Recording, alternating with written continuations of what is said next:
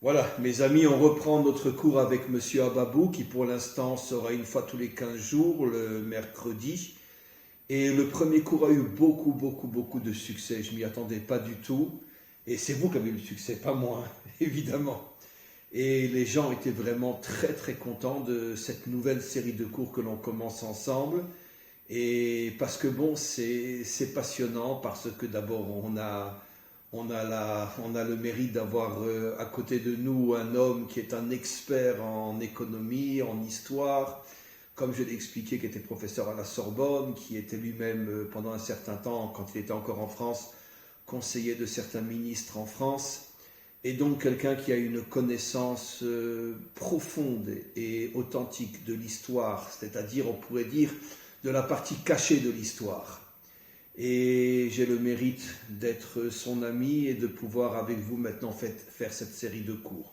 Je fais un bref résumé avant de laisser la parole à Monsieur Ababou, car c'est lui l'essentiel de notre rencontre. Et on a expliqué la dernière fois finalement, bon, quelque chose que tout le monde devine, mais on peut dire le mérite qu'on a avec Monsieur Ababou, c'est qu'il va nous l'expliquer beaucoup plus dans les détails au fur et à mesure. Mais donc, tout le monde ressent que finalement, c'est la finance qui dirige le monde et que le monde n'est qu'une vitrine mensongère qui nous transmet uniquement des messages pour nous éloigner du véritable sens des choses, mais que derrière cette vitrine, dans le magasin dans lequel personne ne rentre, sauf l'élite qui veut dominer le monde, dans ce magasin-là se trouvent toutes les puissances financières qui sont à l'origine des guerres, qui sont à l'origine de toutes les idéologies, les dictatures, la démocratie. Comme je l'ai souvent expliqué, la démocratie, c'est aussi une forme de dictature beaucoup plus vicieuse encore, parce qu'on n'a pas le sentiment d'être oppressé, d'être écrasé, et c'est encore plus dangereux justement. J'avais expliqué dans un cours que c'est la raison pour laquelle le mal est décrit comme étant le serpent, parce que le serpent, il vient sans faire de bruit, et une fois qu'il t'a déjà entouré, c'est trop tard, et c'est exactement le phénomène de la démocratie, qui te donne l'impression que tu es libre, que tu es toi-même, et en vérité, tu n'es qu'un objet entre les mains du pouvoir. Et donc, c'était plus ou moins le premier cours, commencer à montrer que finalement, les guerres ont toute une raison économique, la politique est évidemment, ce sont tous les dirigeants, ce que l'on voit sont des poupées entre les mains des forces financières, et sans exception. Et on va maintenant poser une question à notre ami. Finalement, c'est quoi l'intention de l'homme finalement ? Pourquoi l'économie ? Pourquoi la finance ? Pourquoi l'argent est tellement important à ses yeux au point que finalement l'argent est la source de tous les problèmes de l'humanité ? Bien, c'est une question qui est évidemment redoutable. C'est une question qui est évidemment redoutable parce que il faut aller en fait dans le cœur des choses, d'une manière événementielle comme d'une manière beaucoup plus profonde. D'abord, Akadosh Baruch Hu a créé le monde harmonieux par définition. C'est-à-dire qu'au niveau économique, la pensée, la théorie et l'action sont reliées, doivent être reliées. C'est pas pour rien, par exemple, qu'au XVIIIe siècle, un des plus grands économistes, Adam Smith, dans son livre « La richesse des nations », paru en 1776, avait bien expliqué que tout était organisé par la main invisible. Et la main invisible, évidemment, on sait qui c'est. C'est la volonté suprême, la volonté première. Et cette main invisible organisait tout. Et était tout... Lui faisait allusion à Dieu. Bien sûr, il faisait allusion en 1976. En 1776. Donc à l'époque de la Révolution française. Juste avant la Révolution française, Adam Smith a bien expliqué que l'organisation économique est fondée sur des lois automatiques, et il y a, en fin de compte, plus qu'à non pas seulement vivre ces lois, mais les gérer en les respectant. Expliquez mieux, cher ami, ça veut dire quoi ? Tout vient de Dieu. Bon, d'une certaine manière, un croyant le sait que tout vient de Dieu. Pourquoi spécialement ce domaine-là est cité ? Parce que il faut comprendre une chose très importante. Nous sommes là au XVIIIe siècle, après une longue dynamique de l'histoire qui a porter non pas un capitalisme, mais des capitalismes. Il y a eu, si vous voulez, je vais aller Le très vite. capitalisme commence plus ou moins à cette époque-là? Non, pas du tout, Non. absolument pas. C'est pour ça que je vais C'est la expliquer. préparation. Oui, c'est la résultante. Le capitalisme industriel, le capitalisme libéral, le capitalisme d'aujourd'hui est un capitalisme qui résulte, qui vient de centaines d'années auparavant. Et c'est ça que je vais essayer d'expliquer un peu d'une manière la plus synthétique que possible.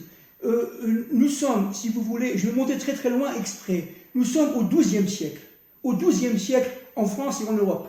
Au XIIe siècle, en France et en Europe, n'est-ce pas, il y a eu un combat très sourd entre les seigneurs de l'époque, ce qu'on appelle à l'époque l'économie domaniale fermée, les seigneuries, qui fait que le plus fort allait réussir et allait devenir suzerain. Ils se battaient entre eux, même en France et partout. Bien sûr, non seulement ils se battaient entre eux, mais surtout, ils essayaient d'arriver à battre monnaie et avoir la capacité non seulement de créer de la monnaie, mais surtout de produire.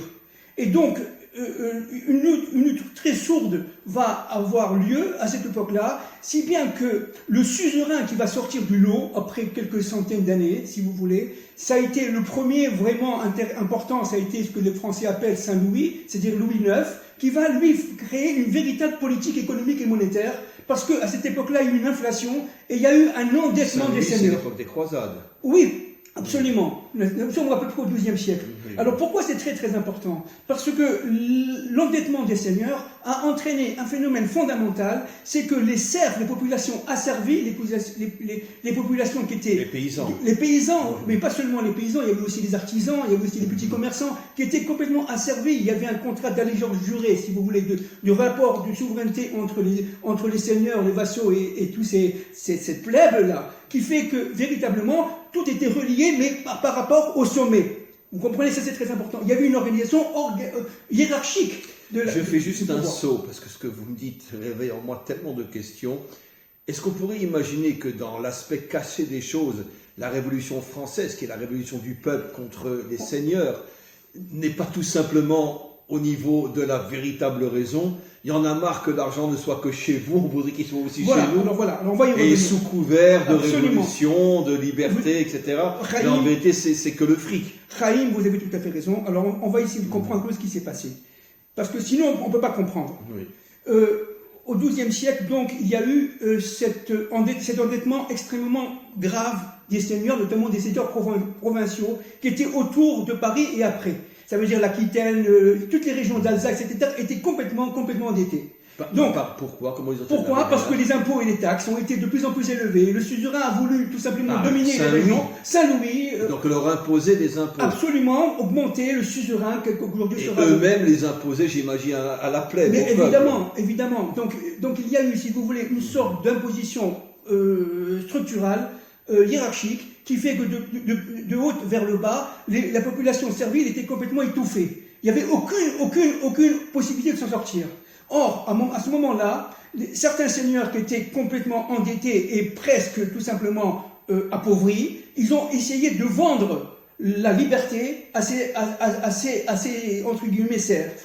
Et ces serfs ont commencé à acheter la liberté pour pouvoir sortir. Et ça a été le début... Concrètement, j'ai mal compris. Ça veut dire quoi, acheter la liberté? C'est-à-dire tout simplement, ils vont donner une partie de leurs avoirs, ils avaient très peu de choses, pour pouvoir sortir et être libérés. D'où les villes de Villefranche-sur-Mer, Villefranche-sur-Saône, Villefranche, les bourgeois de Calais. Et donc c'est eux qui vont directement payer à Saint-Louis? Oui, ils vont payer, non, pas du tout. Ils vont payer au seigneur, que le seigneur va être inféodé par rapport à... Mais ils préféraient se débarrasser d'une partie de cette terre pour avoir moins de poids sur les épaules. Exactement. Donc, cette population qui va être libérée, qui va être affranchie, va créer des villes, comme par exemple, je vais le dire, Villefranche-sur-Seine, Villefranche-sur-Saône, Calais, et va créer un esprit bourgeois. Pourquoi franche à chaque fois? Parce qu'ils ont été affranchis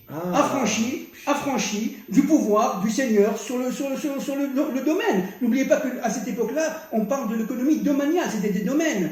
Et donc, chacun vivait dans un esprit de solidarité, mais dans un esprit de féodalité, c'est-à-dire véritablement chacun était à sa place et ne pouvait en aucun cas sortir de sa place. C'était une société, si vous voulez, de caste, comme on pourra dire sous l'Ancien Régime. Mais ce qui est très important, c'est que ces serfs qui vont être libérés vont avoir en eux cette explosion de liberté, cette explosion d'affairisme, une véritable bourgeoisie d'affaires va, si vous voulez, exister et va se développer. Nous sommes dans le temps du capitalisme marchand. Puis, progressivement, cet argent qui va être gagné, qui va être créé, qui va permettre tout simplement de créer une épargne. Et cette épargne-là va entraîner le deuxième type de capitalisme qu'on appelle le capitalisme bancaire. Et ce capitalisme bancaire, évidemment... Juste une question, à cette époque-là, il n'y avait pas encore de banque? Alors, ça dépend. Non, à cette époque-là, il y avait ce qu'on appelle des comptoirs marchands, où véritablement on vendait du vin, et au bout de l'échoppe, on pouvait faire l'échange de la monnaie. Et on pouvait avoir des crédits. Il y avait des comptoirs, ce qu'on appelait à l'époque des comptoirs d'escompte. Et depuis même l'Empire romain, il y avait ça. Seulement, la notion de banque est arrivée d'abord en Angleterre, et deuxièmement, après, très progressivement et très lentement en France. C'est l'Angleterre. C'est l'Angleterre. On en parlait dans le premier cours, qui en vérité, pendant très longtemps, l'Angleterre était le centre financier du monde entier. Absolument. Alors donc, il y a eu cette dynamique de l'histoire qui fait que du capitalisme marchand, on parle du capitalisme bancaire. Je coupe la parole, c'est intéressant de savoir jusqu'à aujourd'hui, ce que je dis peut être vérifié, c'est 100% vrai, que, entre parenthèses, la dirigeante officielle de toute la franc-maçonnerie mondiale, c'est la reine d'Angleterre, oui. Jusqu'à aujourd'hui. Oui. Mais alors, nous allons donc essayer de continuer un peu cette dynamique de l'histoire pour comprendre comment on est arrivé là à la fin du XXe siècle, au début du XXIe siècle. Qu'est-ce qui s'est passé? Alors, c'est-à-dire qu'à partir de ce capitalisme marchand, va se créer un capitalisme bancaire avec la création de banques d'abord en Angleterre, n'est-ce pas? Et par exemple, la Banque d'Angleterre a été créée à la fin, en 1666 à peu près, n'est-ce pas? Et alors que la Banque de France a été créée par Napoléon Bonaparte, on le sait, en 1801, d'accord? C'est-à-dire que véritablement, ce qui est très important de comprendre, c'est que ce capitalisme bancaire va permettre de financer l'industrialisation. D'accord? Et à la tête de ce capitalisme bancaire, vous allez avoir encore ces anciens bourgeois, excusez-moi. Vous faites donc ce qui est donc les usines, etc. Oui, bien sûr, bien sûr. C'est-à-dire que ce qui va dominer l'industrie, ce sont entre guillemets ces grandes familles qui découlent de cette bourgeoisie d'affaires qui a été, si vous voulez, libérée par les seigneurs féodaux. Donc, si j'ai bien compris, ce qui veut dire que finalement, les banques n'ont pas été créées par les seigneurs ou leur famille, mais par le peuple libéré qui s'est embourgeoisé. Oui, absolument. Un esprit bourgeois va apparaître, et cet esprit bourgeois va apparaître, va pénétrer d'abord les provinces, et là on vient, si vous voulez, à la Révolution française. En fin de compte, qu'est-ce qui s'est passé à la Révolution française? Il y a eu 3 niveaux. Un premier niveau, évidemment, il y a eu une crise économique, une famine véritablement, une disette, on disait. Avant, dans les années 1780, c'était très difficile.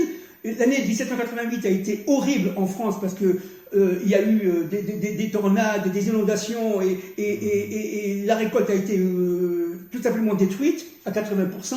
Et il y avait les gens mouraient de faim ou presque. À partir de ce moment-là, il y a eu ce qu'on appelle une paupérisation des masses, c'est-à-dire une tendance à l'appauvrissement mais accéléré des masses, qui fait que le peuple ne pouvait plus tenir.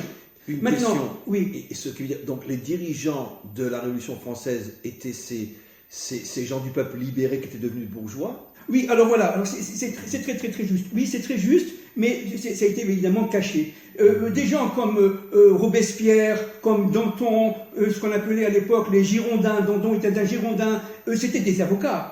C'était des avocats d'affaires. Ils savaient parler, ils avaient savaient utiliser les propos de Voltaire, les propos d'Alembert, les propos de Rousseau de l'époque, n'est-ce pas, pour pouvoir l'appliquer et l'adapter au peuple.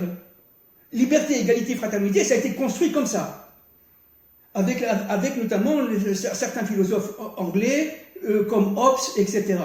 Et donc, si vous voulez, cette bourgeoisie... Liberté, égalité, fraternité, c'est finalement l'expansion au niveau du peuple de cette caste bourgeoise avait déjà vécu à l'époque des seigneurs. Exactement, c'est très juste. C'est-à-dire qu'en fin de compte, derrière ces gens-là qui étaient de véritables révolutionnaires, mais qui avaient la parole, tandis que les autres... Révolutionnaires pour avoir plus d'argent. Voilà, révolutionnaires pour pouvoir dominer tout simplement, pour détruire la royauté et prendre la place de Louis XVI, de la royauté, de manière à ce qu'ils aient le pouvoir absolu notamment économiques, mais pas seulement, mais surtout économico-sociaux et politiques. C'est bouleversant ce que vous dites. Ça veut dire que vous êtes en train, ici, d'une manière absolument incroyable, de nous expliquer que finalement, cette révolution, comme j'imagine toutes les révolutions, c'est tout simplement on veut prendre ta place. Sous couvert de belles phrases, d'une belle idéologie, etc. Mais finalement, les masses suivent comme des moutons, mais ils ne savent pas qu'ils sont dirigés par des gens qui veulent tout simplement avoir tout ce que les autres avaient, et ils veulent prendre leur place. Simplement. Exactement. Alors, évidemment, Louis XVI, le bon Louis XVI, il avait compris... Pourquoi bon Louis XVI? Parce que il était, en fait... très proche, il se sentait, malgré le fait qu'il était très très séparé du peuple parce qu'il vivait qu'à Versailles, mais il sentait quand même qu'il était le roi de France et qu'il était envoyé par Dieu et qu'il avait une responsabilité. Alors il demandait, si vous voulez, à son ministre des Finances de l'époque, qui s'appelait Necker, de faire une réforme contre... Avant la Révolution. Avant la Révolution française. Donc, si vous voulez, il y a eu les cahiers de doléances et à partir de ce moment-là, avec l'Église, n'oubliez pas que nous sommes au XVIIIe siècle, avec l'aide d'ecclésiastiques comme l'abbé Grégoire, par exemple, et c'était pas le seul. Il y avait une coopération énorme entre le clergé et les seigneurs. Absolument. Ça, c'est au Moyen-Âge. Et après, progressivement, il y a eu une collaboration énorme entre le clergé et le roi de France. Et toute Dans quel sens? Sur le plan économique aussi? Sur le plan économique, bien entendu. Le clergé était très riche. Le clergé était extrêmement riche. Ils avaient des domaines. Et n'oubliez pas que ce qui s'est passé avec les seigneurs ne s'est pas passé avec les ecclésiastiques. C'est-à-dire que l'Église a gagné, a gardé ses domaines, a gardé ses richesses. La Révolution française a eu pour conséquence première, c'est de confisquer une bonne partie des richesses de l'Église. Ah oui, ils ont confisqué. Ils ont confisqué une bonne partie des richesses de l'Église, ils sont rentrés dans les églises, ils ont pris l'or, ils l'ont fondu, ils ont créé des pièces, etc. etc. C'est-à-dire, véritablement, la paupérisation entre guillemets, de l'Église romaine en France, n'est-ce pas, date de la Révolution française. Mais avant la Révolution française, l'Église était dominante complètement. On a beaucoup de preuves aujourd'hui comme quoi, jusqu'à aujourd'hui, le Vatican est l'une des puissances financières les plus importantes du monde. Mais c'est évident. Alors, permettez-moi, Khaïm, de revenir un peu à cette Révolution française. Donc, ce qui est en fait incroyable, c'est que le peuple, un peu comme mai 68, on peut en venir, ou un peu plus tôt, à la fin du XIXe siècle, ou au début du XXe siècle, le peuple a été quelque part utilisé à bon escient, sans le savoir, sans le comprendre, avec des mots qui étaient adaptés à sa pensée. Il y a eu, si vous voulez, une sorte de dissociation entre la pensée et l'acte. Et dans cette pensée-là, il y a eu la pensée populaire qui voulait manger, qui voulait vivre, être heureux, qui voulait être libre, qui voulait être fraternelle, qui voulait être républicaine, entre guillemets. Et cette utilisation de cette pensée, entre guillemets, républicaine, pour pouvoir asseoir son pouvoir et dominer tout. C'est ça qui s'est passé. Par ces familles bourgeoises. Par ces familles bourgeoises qui vont utiliser des gens comme Danton, etc., Robespierre, pour pouvoir tout simplement arriver au pouvoir. On a des noms de ces familles de l'époque où ils étaient tellement cachés qu'on ne sait pas. Oui, écoutez, oui. Jusqu'à aujourd'hui, voilà. La vraie puissance, elle est cachée. Voilà. Je préfère ne pas donner de nom parce qu'on va le retrouver aujourd'hui. Donc, c'est pas la peine. Danton est connu, Robespierre était quand même des instruments de ce pouvoir. Ce sont des instruments de pouvoir. Et ces gens-là vont dominer la pensée économique. C'est-à-dire que alors là, vous êtes en train de dire que finalement, les révolutionnaires visibles, comme Robespierre et d'autres, n'étaient qu'encore une fois que les poupées entre les mains de cette puissance cachée. Absolument. Comme jusqu'à aujourd'hui. Comme aujourd'hui. Alors, ce qui est très intéressant de savoir, et ça c'est fondamental, c'est que des gens comme Adam Smith, Ricardo, ces économistes de la fin du XVIIIe siècle, début du XIXe, étaient des économistes qui étaient, entre parenthèses, idéaux, c'est-à-dire ils avaient compris que la théorie économique était une théorie économique saine, et que tout était, en fin de compte, organisé par la main supérieure, par la volonté suprême, par Dieu, et que, en fin de compte, il fallait plus que vivre avec ces lois et les respecter. Et respecter ces lois du capitalisme. Ça n'a pas été le cas. Non seulement ça n'a pas été le cas, mais ça a été complètement dominé, manipulé, à bon escient, ou à mauvais escient, si vous voulez. Je vais vous donner un exemple. Vous permettez, Raïm, je vais vous donner un exemple. Là, je rentre un tout petit peu dans la théorie économique. Je vais vous donner un tout petit peu. Les libéraux économiques, comme Adam Smith, comme David Ricardo, comme Jean-Baptiste Say, pour ceux qui connaissent un peu l'histoire économique, Eh bien, on parlait de Quelle époque? Nous sommes toujours à la fin du XVIIIe, début du XIXe siècle, à l'aube d'aujourd'hui, parce qu'on ne peut pas comprendre aujourd'hui si on ne voit pas cette époque-là. Bien sûr. Absolument, oui. On ne comprend rien du tout. Alors, des économistes comme Adam Smith, David Ricardo, Jean-Baptiste Say et d'autres, eh bien, vont absolument essayer de définir la concurrence pure et parfaite, au niveau théorique. La concurrence pure et parfaite, qui est l'épine dorsale du capitalisme libéral, n'est-ce pas, reposée sur 5 conditions. Je vais vous expliquer, vous allez comprendre comment ça a été manipulé. Premièrement, première condition, l'atomicité des marchés. C'est-à-dire que chacun, l'offre et la demande étaient atomistiques. Si vous voulez devenir un entrepreneur, vous avez tout à fait le droit. Et surtout, vous avez toutes les capacités pour l'être.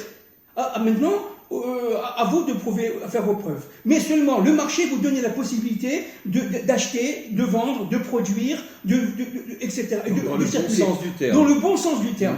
Il y a des lois qui vont faire en sorte que si Chaim ou Fabien veut être un entrepreneur, tout va dans ce sens-là pour vous faciliter la tâche, selon évidemment la loi de l'offre et la demande. C'est la deuxième condition. Loi de l'offre et la demande. Il ne faut pas demander un livre $1 million parce qu'il est écrit par quelqu'un que vous aimez. Ça n'existe pas. Il n'y a pas de marché là-dessus.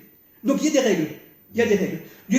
Deuxième point très important, ce qu'on appelle la transparence du marché. C'est-à-dire qu'en fin de compte, et ça vous allez comprendre comme on est loin de tout ça, depuis très longtemps, je dirais même depuis 150 ans, on est loin de la transparence du marché. Qu'est-ce que c'est que la transparence du marché? Vous allez comprendre. Vous allez chez un vendeur de voitures, et ce vendeur de voitures va vous dire, voilà, vous voulez cette voiture, je vous la vends, mais voilà, je vous dis franchement, regardez, sous le capot, il y a une fissure. Sous le moteur, il y a un défaut. Je dois vous le dire. Qui fait ça aujourd'hui? Personne. Pourquoi? Parce qu'on va penser au stock, il me reste 200 voitures, alors que de l'autre stock, j'en ai 50, il faut que je vende les 200 voitures avant de vendre les 50. Et donc on va être manipulé par les publicités, par la bonne parole, de manière à transformer, à biaiser, voyez, vos besoins, à transformer vos besoins. Ah, je ne vais pas prendre cette voiture, je vais prendre cette voiture. C'est la base, si vous voulez, de la publicité, du marketing, etc. Donc, le capitalisme libéral interdisait. Vous dites, Fabien, que la publicité n'a pas été faite pour mieux vendre, mais pour cacher les vrais problèmes. Absolument. Pas seulement, non, attention, pas seulement pour mieux vendre, mais aussi, j'allais dire même surtout, pour cacher les vrais problèmes qui sont inhérents au marché. Troisième point fondamental de la concurrence pure et parfaite, c'est l'homogénéité des produits. Alors nous, qu'est-ce que ça veut dire? Ça veut dire que si vous vendez un livre, vous vendrez un livre. Vous vendez un livre parfaitement fait, avec une écriture qui correspond à vos besoins, etc., un papier qui correspond à vos besoins. Vous n'allez pas diminuer la qualité du papier parce que tout simplement, vous allez le vendre trop peu cher. Comprenez? Donc, c'est pas le profit qui va être le moteur principal. Ce qui va être le moteur principal, c'est la qualité et la structure de la demande. Quatrième point ou cinquième point, c'est on a vu la transparence du marché, la fluidité des produits. Ça, c'est incroyable. La fluidité du produit. C'est-à-dire qu'en fin de compte, la fluidité du produit dans des marchés fluides, ça veut dire véritablement que vous pouvez vous promener n'importe où vous voulez, sans aucune contrainte, sans aucune loi qui vient de l'État ou de la région, etc., qui va vous taxer parce que vous avez traversé ça ou traversé ça, de manière à pouvoir avoir la capacité de choisir ce que vous voulez.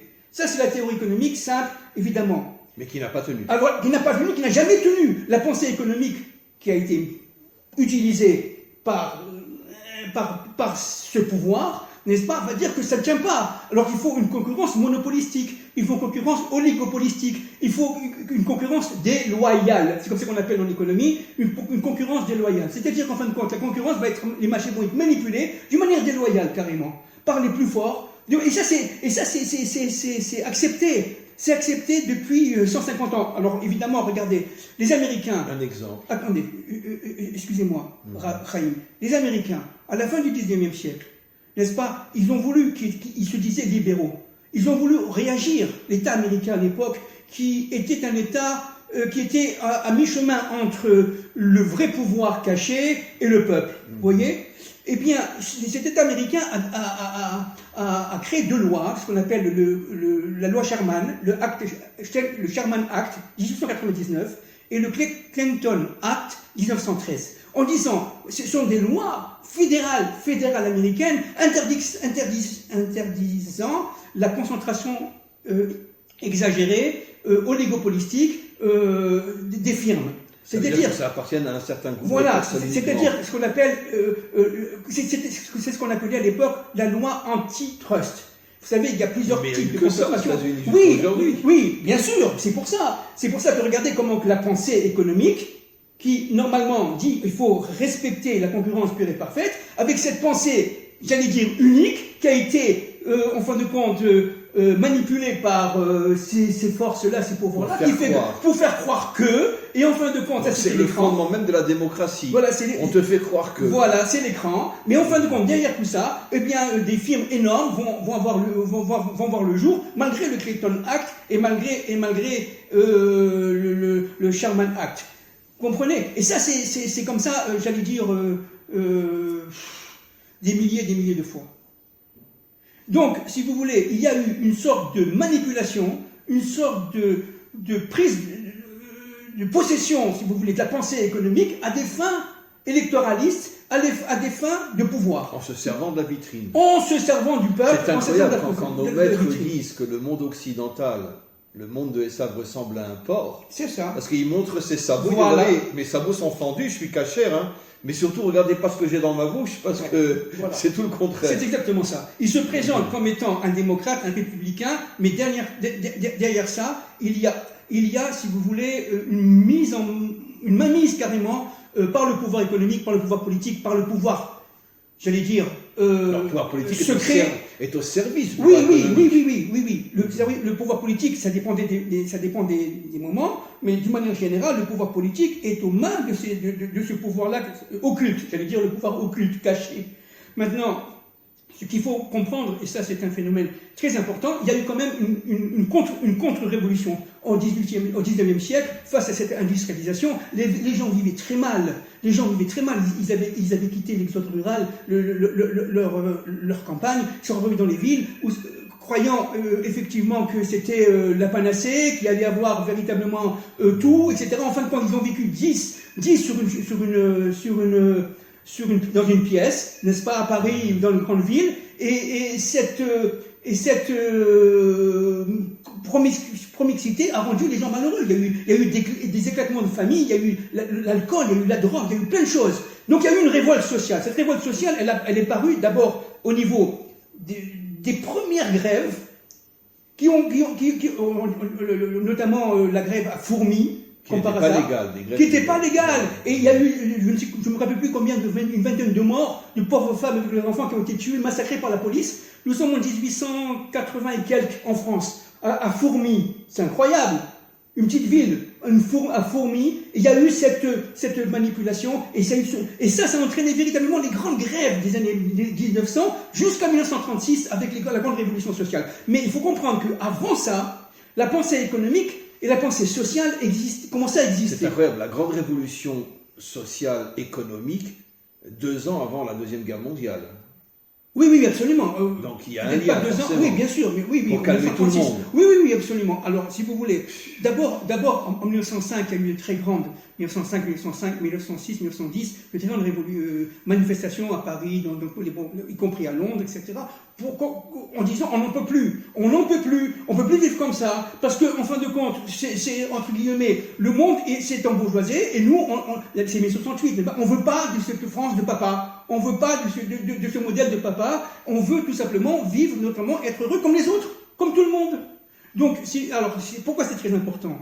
Parce que ce mouvement de contre-réaction sociale et économique a commencé dans les années 1830. Dès que ça commence en Angleterre. C'est la prise de conscience qu'on est roulé. La prise de conscience qu'on est roulé, qu'il faut faire quelque chose.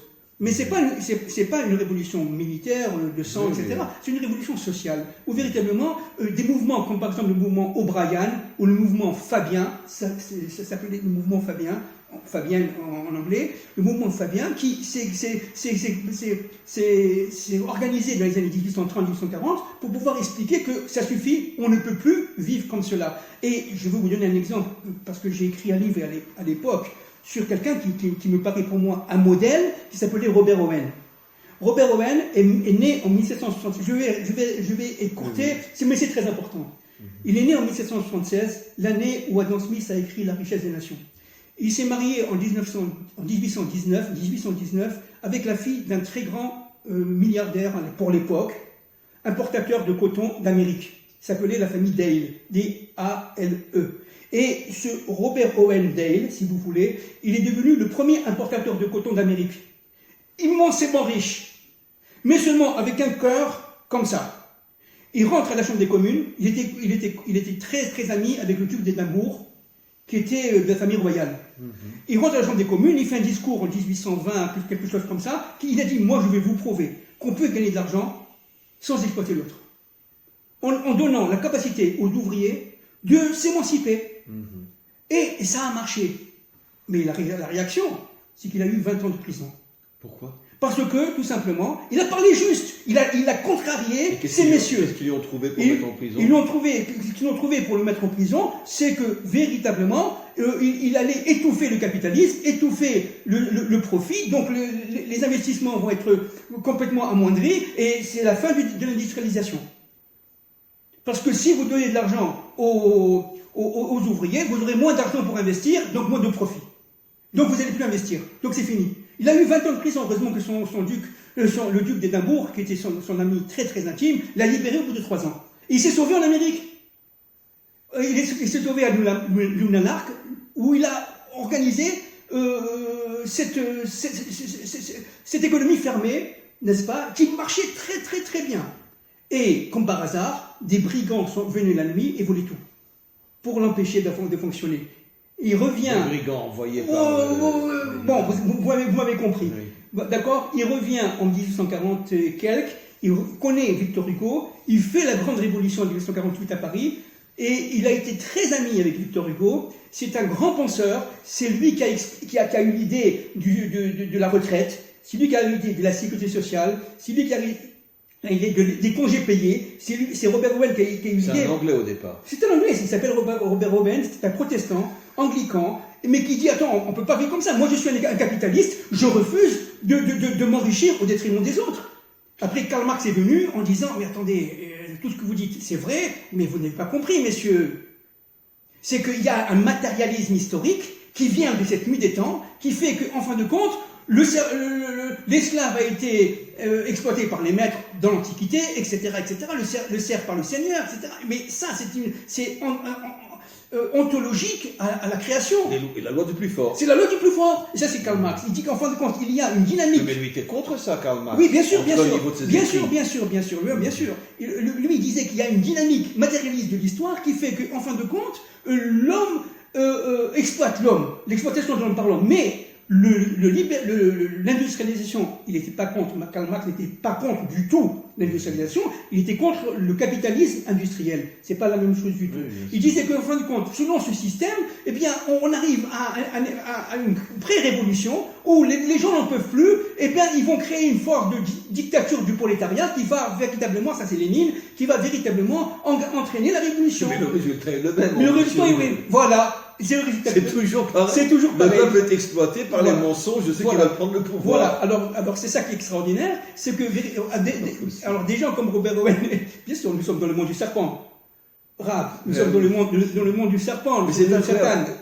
Fabien, comme vous expliquez les choses, je ne sais pas comment vous remercier, mais vous êtes en train, dans votre langage capable d'expliquer l'histoire, vous reproduisez sur le plan historique toute la Torah. La Torah ne parle que de ça. Mais seulement vous arrivez à le décrypter, à le faire rentrer dans la réalité d'une manière qui est absolument époustouflante. C'est ça, vous avez dit, c'est le monde du serpent. Je te tue sans faire de bruit. C'est ça. Et tu t'en rends pas compte. Exactement. Alors, ce qui est extraordinaire, c'est que prenons l'exemple de 1936. Il y a eu des grèves énormes. Paris La chute de la bourse en Amérique aussi. Oui, bien sûr. Ça, nous sommes dans les années 29. Mais en 1936, je vous vois un exemple, avec ce qu'on appelait le Front populaire. Et comme par hasard, en 1936, c'était un juif, Léon Blum, qui était au pouvoir. Entre parenthèses. Du Front populaire. Au Front populaire, il est resté très peu de temps, mais il était quand même président du Conseil à ce moment-là. D'accord? Eh bien, les grandes manifestations à Paris, c'était quoi? Tout simplement. Mais on veut manger. On en a marre d'être exploité. Écoutez-moi bien, s'il vous plaît. Qu'est-ce qu'ils ont fait? Ils ont signé. Et c'est Blum qui était à la tête? Oui. Donc on comprend pourquoi 2 ans plus tard, Hitler part contre les Juifs. Ah non, ça je ne sais pas. Non. Non, mais j'imagine qu'Hitler était au service des grandes puissances financières. Oui, c'est certain.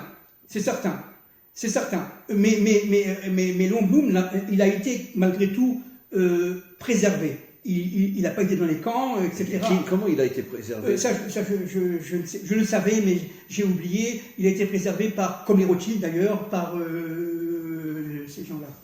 Parce qu'en fin de compte, Léon Blum était quelque part instrumentalisé, un instrument de ce pouvoir. Mais non, parce qu'il était contre, vous me dites. Si, il était contre par rapport au statut. Il voulait véritablement, il était socialiste, il voulait véritablement aider le peuple.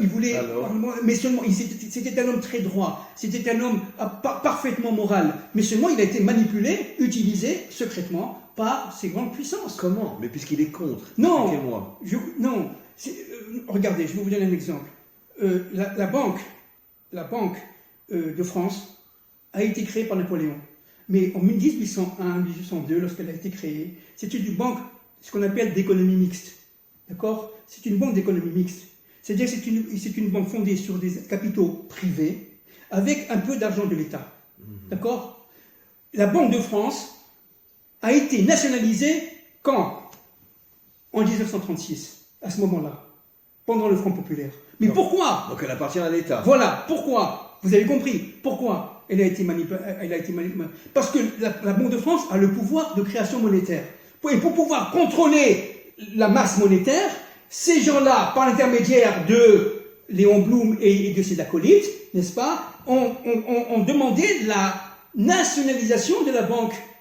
Et on peut croire que c'est pour le peuple, voilà, c'est pour l'État. Vous avez tout compris. Wow, voilà, vous avez compris. Alors on peut croire que c'est pour le peuple, etc. Mais en fin de compte, cette manipulation, cette nationalisation de la Banque de France a été quelque chose de fondamental parce que véritablement, grâce au pouvoir de l'État, on va pouvoir contrôler la masse monétaire. Je ne sais pas si vous vous rendez compte que ça veut dire la masse monétaire. Ça veut dire que toute la monnaie qui est en circulation à un moment donné.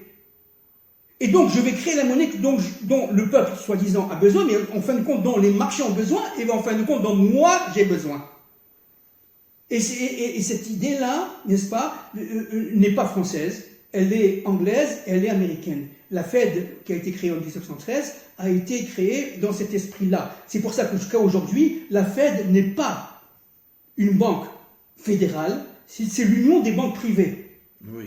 Ne mélangez pas, la Banque d'Israël, c'est une banque nationale, la Banque de France, aujourd'hui, c'est une banque, entre guillemets, nationale, mais inféodée à la Banque européenne, d'accord? Mais la Fed, c'est l'union des banques privées. C'est-à-dire que, et c'est pour ça que dès que le président Trump a voulu faire une réforme de la Fed, automatiquement, il y a eu un lever de bouclier tel qu'il a été obligé de reculer. Parce que là, on touche carrément au centre du pouvoir central. Et qui n'est pas, encore une fois, dans les mains des seules firmes américaines, loin de là. Vous avez aujourd'hui les Chinois, mais y compris même certains Russes. Bien sûr, puisque véritablement, on achète des actions, on achète des obligations, parce que qu'est-ce qui s'est passé? C'est que la Banque centrale américaine est directement reliée à Wall Street, à la bourse. Et en France, c'est la même chose. Le président Pompidou, en 1973, il a détruit la dynamique, carrément détruit, si je peux me permettre de dire ça, mais je vais très vite, d'une manière très synthétique, il a détruit la capacité des banques d'être libres, de se libérer de tous les marchés. Qu'est-ce qu'il a fait? Il a inféodé, il a relié le marché monétaire et le marché financier. C'est-à-dire qu'en fin de compte, les banques peuvent acheter dans le marché financier des actions et elle peut aussi vendre des actions, etc., etc. Alors qu'avant, il y avait une dichotomie entre ça, il y avait une séparation entre les banques d'affaires et les banques de dépôt. Depuis 1973, au contraire, tout est relié, ça a été relié. Même la loi, en fin de compte, date de 1967, mais en 1973, ça a été véritablement. Pourquoi ils ont fait ça? Pour, en fin de compte, créer un flou dans les marchés, de manière qu'on ne sait plus où on en est. Aujourd'hui, évidemment, Mais alors, une banque, attendez, s'il vous plaît, une banque qui est endettée va se retourner vers le marché financier. Mais avant 1973, c'était pas possible. Une banque endettée va se retourner vers l'État qui, lui, va se retourner vers le marché financier. C'est-à-dire qu'en fin de compte, qui est le pouvoir? Le marché financier. Et donc, ce marché financier qui est manipulé par, encore une fois, il faut remonter au Moyen-Âge, n'est-ce pas, pour pouvoir comprendre ce qui se passe. L'ultralibéralisme, c'est une forme de pensée unique, entre parenthèses, comme Nimrod, de type nimrodienne, si vous voulez, cette pensée unique qui fait que véritablement, c'est moi qui ai raison, c'est pas toi, et c'est moi qui ai le pouvoir, c'est pas toi. Moi, je suis un dictateur, et ce dictateur en douceur. Tu vas faire ce que je veux avec plaisir et surtout en rigolant, par ruse. C'est la force du serpent. Et on parlera un jour de comment on peut faire une vraie révolution authentique contre de telles puissances, de telles forces. Eh ben, ma chère Mène David, ça c'est évidemment, on en parlera. Mais si on revient un peu au niveau des systèmes, au niveau de l'humain, économique, il y a une dichotomie entre la théorie et la pensée. Donc la vraie guerre du Mashiach, ce ne sera pas une guerre religieuse comme tous les idiots pensent. Non, pas du tout. C'est une guerre contre le pouvoir économique. Mais que dit Rahim, que disent les kabbalistes? Ils disent qu'en fin de compte, le pouvoir, c'est la source du mal. Bien sûr. Le pouvoir, c'est le mal. C'est la malchoute. Voilà, c'est la malchoute. Le pouvoir, c'est le mal. Si vous voulez, il y a la malchoute d'en haut, la malchoute d'en bas. Et cette malchoute d'en bas a été manipulée par le serpent pour pouvoir le prendre. Mais lui, ils ont oublié qu'il y avait une malchoute d'en haut. Et à partir de ce moment-là, la malchoute d'en haut, quand il va se révéler, et bien ça va être l'effroi. Parce qu'ils vont s'apercevoir que tout était sa volonté. Et ça, c'est de la folie. C'est ça le matière. Et pour terminer, car le temps avance, en quelques mots, et peut-être qu'on reprendra dans 15 jours, alors il y a un lien entre la Deuxième Guerre mondiale et la crise économique, puisque vous dites la crise économique en 1936 et la Deuxième Guerre mondiale en 1938. Mais c'est évident. Ça veut dire quoi? C'est pour faire taire tout le monde, pour tuer 50 millions de personnes et faire taire tout le monde, manipulé par la grosse finance, et Hitler n'est qu'une poupée entre les mains des financiers? Écoutez, en bonne partie, c'est vrai. Je dis bien, pas totalement, mais en bonne partie, c'est vrai. La crise de 1930 n'était pas gérable, notamment par les Américains, sans une déflagration mondiale. Un peu comme aujourd'hui, si vous voulez. Vous voyez, aujourd'hui, les États sont surendettés. Je vais vous donner un exemple. D'endettement. Entre 1776 et 1976, c'est 200 ans, la dette globale américaine a atteint 200 000 milliards de dollars. Attendez, en 200 ans, entre 1976 et 1986, c'est-à-dire 10 ans, d'accord, on passe de 200 milliards de dollars à 800 milliards de dollars. En 10 ans. En 10 ans. Et plus ça va, et plus ça se démultiplie. Aujourd'hui, on n'en parle plus. Aujourd'hui, on a dépassé les 20 000, les 30 000, les 40 000 milliards de dollars. Ça n'a plus de sens. Mais qui va payer tout ça? Alors, les impôts ne suffisent plus. Alors, qu'est-ce qu'on fait? On va essayer d'expliquer ça une prochaine fois. On va essayer de doper les marchés financiers. Comme les banques peuvent utiliser les marchés financiers et réciproquement, alors elles vont se financer, recevoir des liquidités à travers des instruments extrêmement savants, des formules mathématiques extrêmement élaborées, de manière à ce que les banques s'en sortiront. Mais il va arriver à un moment donné où le système va se dégonfler, parce que c'est une baudruche, c'est en fin de compte un monde complètement illusoire, où et on va retourner à l'économie réelle, et là on va s'apercevoir qu'on avait vécu sur un bluff, sur une illusion. Et tout va s'effondrer carrément. Tov, écoutez, je ne sais pas comment vous remercier. Vraiment un cours hors du commun. Qu'Hachem vous bénisse. Amen. Et j'ai hâte qu'on se retrouve dans 15 jours pour continuer ces explications qui donnent un éclairage sur notre histoire, c'est bon. Vraiment, merci beaucoup. Merci beaucoup.